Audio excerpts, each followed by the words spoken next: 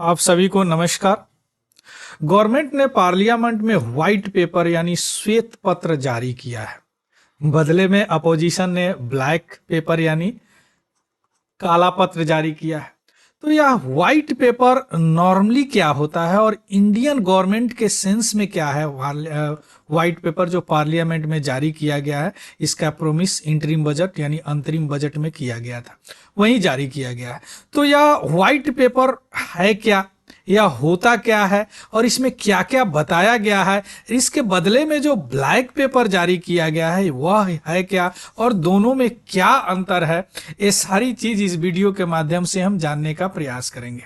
चलिए शुरू करते हैं न्यूज। लेकिन उससे पहले अगर आप नए हैं और इस वीडियो को देख रहे हैं तो प्लीज इस चैनल को सब्सक्राइब कीजिए। चलिए शुरू करते हैं। फाइनेंस मिनिस्टर निर्मला सीतारमण, उन्होंने व्हाइट पेपर प्रेजेंट किया पार्लियामेंट में इंडियन इकोनॉमी पे। कब? 8 फरवरी को। क्लियर। ऑफ कोर्स यह डॉक्यूमेंट किसके द्वारा तैयार किया गया है? फाइनेंस, मिनिस्ट्री ऑफ फाइनेंस, वित्त मंत्रालय के द्वारा शुरू किया गया। और इस व्हाइट पेपर में क्या है, 10 इयर्स का जो भी रिकॉर्ड है गवर्नमेंट का इकोनॉमिक पैरामीटर पर, ध्यान दीजिएगा। यह व्हाइट पेपर क्या है? 10 ईयर का प्रीवियस गवर्नमेंट यानी यूपीए गवर्नमेंट का 2004-5 से लेकर और 2014 तक, और इस इधर एनडीए गवर्नमेंट जो प्रेजेंट गवर्नमेंट है, नरेंद्र मोदी प्राइम मिनिस्टर है और इनके मनमोहन सिंह थे, 14 से लेकर 24 तक जो भी इकोनॉमिक पैरामीटर है उसका कंपेयर किया गया है। आ रहा बात समझ में? अब हम देखेंगे क्या क्या पैरामीटर है। तो यह एक डॉक्यूमेंट है जो इकोनॉमिक पैरामीटर जो पिछले 10 साल का और इस 10 साल का कंपेयर किया गया है। क्लियर। अब हम देखते हैं नॉर्मली व्हाइट पेपर होता क्या है, उसके बाद में देखेंगे इंडियन गवर्नमेंट के सेंस में। नॉर्मली व्हाइट पेपर जो जारी करता है गवर्नमेंट जारी करता है, जैसे इंडियन गवर्नमेंट कोई ऑर्गेनाइजेशन भी जारी करता है या कोई एक्सपर्ट का टीम वगैरह है वो भी जारी करते हैं।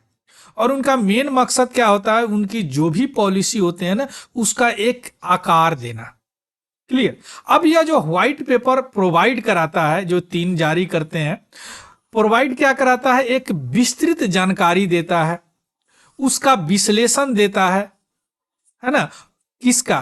कोई एक स्पेसिफिक टॉपिक होता है या कोई एक इशू होता है, जैसे अभी इंडियन इकोनॉमी है। आ रहा बात समझ में? तो उसको क्या बोलते हैं? श्वेत पत्र का बोलते हैं। यानी ऐसे समझिए, श्वेत पत्र क्या होता है, किसी भी टॉपिक का, कोई भी टॉपिक हो सकता है या कोई इशू हो सकता है, कोई मुद्दा हो सकता है, उसका विस्तृत जानकारी देता है, उस टॉपिक का एनालिसिस करता है। क्लियर। और क्या करता है, और जो भी उस टॉपिक में जहां तक पहुंचे हैं उसका प्रोसेस बताता है कि किस तरह डिसीजन मेकिंग प्रोसेस है उसका। कोई अगर उसमें परेशानी आ गया तो उसका सॉल्यूशन भी प्रपोज करता है, प्रस्ताव करता है। क्लियर। और कोई अगर रिकमेंडेशन है तो वो कहां तक पहुंचा है, किस तरह कहां एक्शन तक पहुंचा है, वो भी बताता है। आ रहा बात समझ में? यह व्हाइट पेपर है। यानी व्हाइट पेपर इसका मतलब क्या, एक बहुत अच्छा टूल है जो कि पॉलिसी मेकर या स्टेक होल्डर जो भी उसके साथ है या पब्लिक को, जो गवर्नमेंट के पॉलिसी है, इनिशिएटिव है, उसका पहल है, उसको बताने का है ना, कि हमने ये काम किया, इतना दिन में ये काम किया, ये परेशानी थी, इस परेशानी को ऐसे मैंने दूर किया, इस परेशानी के लिए ये सारी इनिशिएटिव उठाए, ये सारी पॉलिसी उठाए। क्लियर। मीन्स क्या है कि यह एक इकोनॉमिक, एक डिटेल्स असेसमेंट होता है इकोनॉमिक इंडिकेटर का, रिफॉर्म का, उसमें कुछ सुधार किया, किस किस सेक्टर में क्या क्या सुधार किया, इस सारे चीज होते हैं एक व्हाइट पेपर में। आ गया बात समझ में? This is white paper. अब इसका कैरेक्टरिस्टिक्स क्या होता है, इसका कैरेक्टरिस्टिक्स की बात करें तो यह एक कंप्रेहेंसिव इंफॉर्मेशन होता है, ये तो आपको पता है, विस्तृत जानकारी होती है। कोई भी टॉपिक, जो भी टॉपिक लिया गया है उस पर विस्तृत जानकारी होती है। कोई टॉपिक, कोई इशू, कोई पॉलिसी, कुछ भी हो सकता है। इसके अलावा इसमें ऑब्जेक्टिव टोन होते हैं, वस्तुनिष्ठ। इसमें कुछ सब्जेक्टिव नहीं होता कि जैसे मैंने पेश किया तो मेरा अपना कुछ सब्जेक्टिव हो गया कोई, इसमें ऑब्जेक्टिव टोन होता है, यानी न्यूट्रल बोल सकते हैं टोन होता है इस तरह के पेपर। इसमें पॉलिसी रेकमेंडेशन भी बताया जाता है कि ये खराबी है, इसके कारण ये चीज रेकमेंड किया जाता है। इसमें ऑथोरिटेटिव सोर्स होता है, जैसे इंडियन इकोनॉमी का जो पेश किया गया उसमें आईएमएफ का डाटा को लिया गया है, इंडियन मॉनेटरी पॉलिसी का आईएमएफ का डाटा को लिया गया है। क्लियर?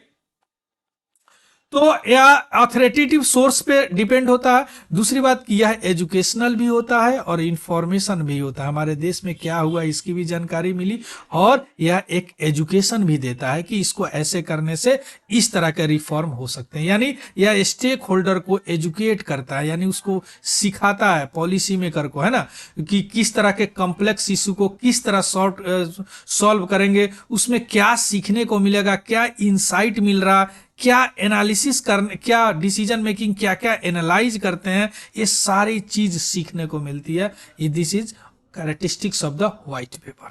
क्लियर? अब आते हैं इंडियन व्हाइट पेपर पर। अभी तो Indian white paper of course definition तो वही है कि यह स्पेसिफिक इशू के बारे में इंफॉर्मेशन देगा, कोई भी स्पेसिफिक, है ना। तो इंडियन पार्लियामेंट में जो प्रस्तुत किया गया है यह कंपैरिजन, तुलना करेगा प्रीवियस गवर्नमेंट का 10 साल और इस गवर्नमेंट के 10 साल का तुलना किया है। तो इस सेंस में तो इसको व्हाइट पेपर एग्जैक्टली नहीं बोल सकते, लेकिन हाँ व्हाइट पेपर ही है। क्लियर? अब यह जो कंप्रहेंसिव रिव्यू, विस्तृत रिव्यू किया गया इंडियन इकोनॉमी का पिछले 20 साल का, यह एक व्हाइट पेपर है। क्लियर? अब देखिए, जिस तरह यह जीडीपी के बारे में बताया गया यूपीए और एनडीए का 2004-05 से डाटा लेकर 2023-24 तक बताया गया है। इसमें थोड़ा सा डिटेल्स यहाँ पे देख लीजिए फटाफट, है ना। देखिए, ये जो कलर है 2014 का है, ये जो रेड वाला है वह एनडीए गवर्नमेंट का।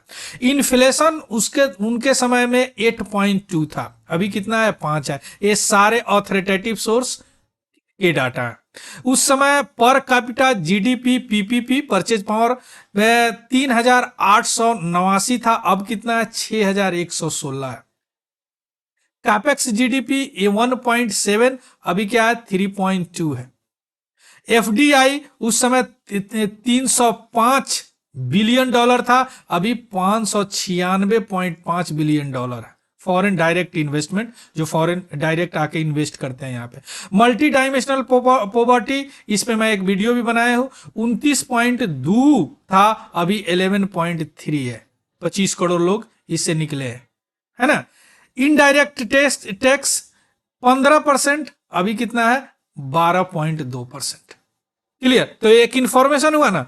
इसके अलावा देखिए, हाईवे कंस्ट्रक्शन उस समय क्या होता था, 12 किलोमीटर पर डे होता था, अभी 28.3 किलोमीटर पर डे हो रहा है। इलेक्ट्रिफाइड रेल नेटवर्क उस समय 21.8 था, अभी 60.8 है। रेल एक्सीडेंट उस समय 233 हुआ था, अभी 34 हुआ है।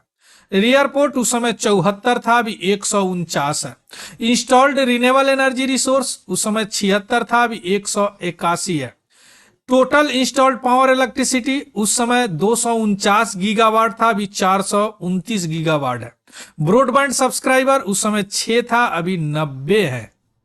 वायरलेस डाटा टैरिफ उस समय 289 था, अभी 10.1 है। रुपी पर जीबी की बात कर रहे हैं, यानी उस समय 1 जीबी आप यूज करते तो 269 रुपया देना पड़ता, अभी 10 रुपया देने पड़ते हैं। मेडिकल कॉलेज उस समय 387 था, अभी 706 है ना। इसके अलावा इन्फ्लेशन देखिए, उस समय क्या था 8.2, अभी क्या है 5।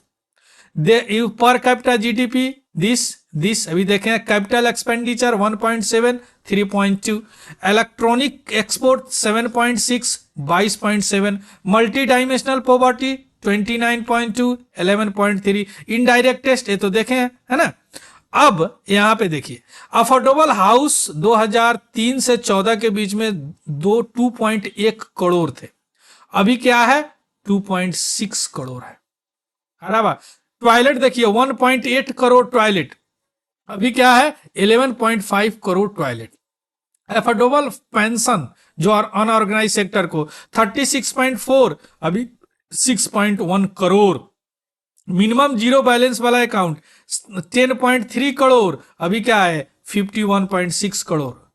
2.15 करोड़ हाउस होल्ड जो रूरल इलेक्ट्रिफिकेशन 2.86 करोड़, है ना। मेडिसिन में देखिए 1.164 और यहाँ 10,000 अफोर्डेबल मेडिसिन की बात कर रहे हैं। ऑप्टिकल फाइबर 6577 किलोमीटर, अभी 6.8 लाख किलोमीटर, है ना। मैटरनिटी बेनिफिट ना जो 9.9 लाख, अभी 3.59 लाख।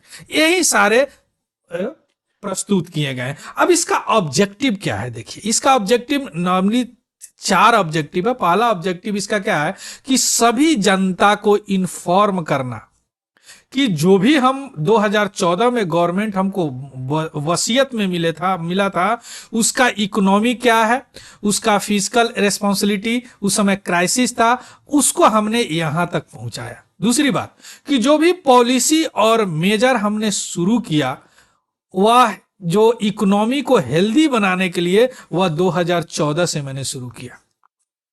क्लियर। दूसरी बात कि इसको इन्फॉर्म करना, एक डिबेट तैयार करना कि नेशनल इंटरेस्ट में क्या क्या करने से किस तरह के प्रोग्रेस होते हैं। चौथा, प्राइम मिनिस्टर ने इंडिपेंडेंट डे स्पीच पे लास्ट ईयर बोला था कि हम जो हमारा जो सबसे पहला है कि नेशनल डेवलपमेंट करना, इसके लिए न्यू इंस्पिरेशन लाना, वो नई चेतना लाना, नए रिजोल्यूशन लेना जिससे कंट्री आगे बढ़ सके, उसका डाटा प्रस्तुत किया गया। तो 4 ऑब्जेक्टिव हो गए।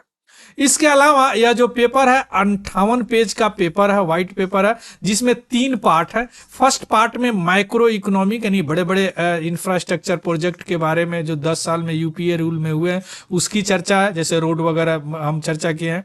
पार्ट 2 में क्या है, करंट जो स्टेटस है, वेरियस करप्शन स्कैम जो यूपीए गवर्नमेंट में हुए हैं वो है, लगभग 12 या 15 स्कैम की चर्चा है बड़े बड़े। पार्ट 3 में क्या है, एनडीए गवर्नमेंट जो इकोनॉमी को अभी यहां तक आया है उसके बारे में चर्चा है, जैसे कोल स्कैम हुए थे, 2G स्कैम हुए थे, स्पेक्ट्रम स्कैम हुए थे, है ना। इसके अलावा कुछ इंपॉर्टेंट बातें हैं व्हाइट पेपर का, जैसे उन्होंने बोला कि हमको जो गवर्नमेंट यूपीए गवर्नमेंट उनको एक हेल्दी इकोनॉमी मिला था, लेकिन मुझे उतना हेल्दी इकोनॉमिक नहीं मिला। दूसरी बात कि उन्होंने बोला कि इकोनॉमिक रिफॉर्म हमने किया, माइक्रो इकोनॉमी पे उन्होंने अंडरमाइन किया था, हमने माइक्रो इकोनॉमिक यानी बड़े बड़े इंफ्रास्ट्रक्चर प्रोजेक्ट शुरू किए। हेल्थ एक्सपेंडिचर की बात करते हैं उसको इम्प्रूवमेंट हुआ। डिफेंस प्रिपेयर्डनेस है उसको उन्होंने पॉलिसी पैरालिसिस कर दिया था, उसको सुधार किया गया। ये सारी चीजें इसमें बताया गया है कि पॉलिसी कैसे थे उस गवर्नमेंट का, और सारा डाटा लिया गया है इंटरनेशनल मॉनेटरी फंड से। क्लियर। इसके अलावा अब आते हैं कि ब्लैक पेपर क्या है। ब्लैक पेपर ठीक इसका उल्टा होता है। यह क्या होता है कि यह जो भी व्यू पॉइंट होते हैं व्हाइट पेपर का, उसका क्रिटिकल और डिसेंटिंग व्यू पॉइंट देता है कोई पार्टिकुलर टॉपिक, इशू और पॉलिसी पे। जैसे अभी इंडियन इकोनॉमी है तो इन्होंने इसका क्रिटिकल एनालिसिस किया है। क्लियर। कि इसका एकदम उल्टा, यानी उन्होंने जो भी पॉलिसी, जो भी नैरेटिव, जो भी व्यू पॉइंट डाले हैं उसका क्रिटिकली ये एनालाइज करते हैं, उसको बोलते हैं ब्लैक पेपर। इसका भी कैरेक्टरिस्टिक्स होता है, देखिए ये एनालिसिस तो ये भी करते हैं, क्रिटिकल करते हैं, उसमें कमियां निकालते हैं, है ना।